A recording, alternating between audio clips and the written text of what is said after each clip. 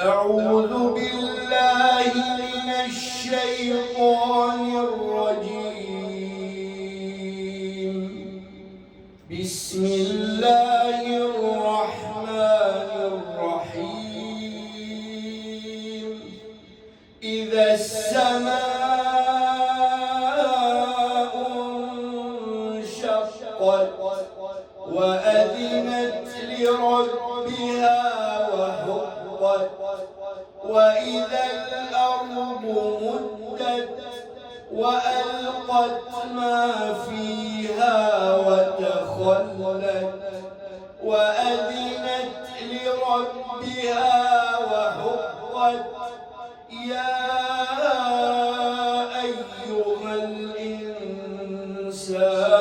إنك كادح إلى ربك كدحا فملاقيه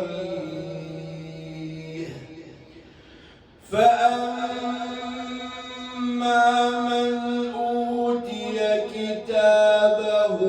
بيمينه فسوف يحاسب حسابا يسيرا وينقلب إلى أهله مسرورا وأما من أوتي كتابه وراء ظهره فسوف يدعو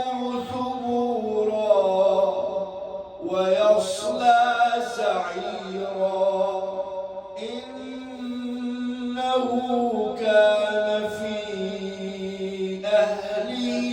مسرورا إنه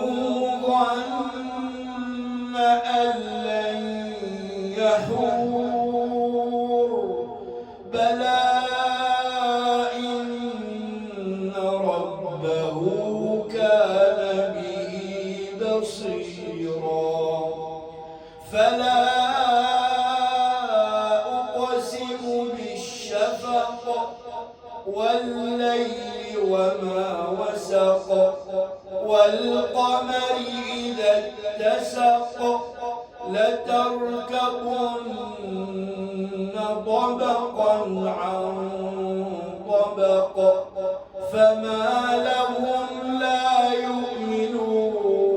يؤمنون وإذا قرئ عليهم القرآن لا يسجدون بل الذين كفروا يكذبون والله أعلم بما يوعون فبشرهم بعذاب أليم إلا الذين آمنوا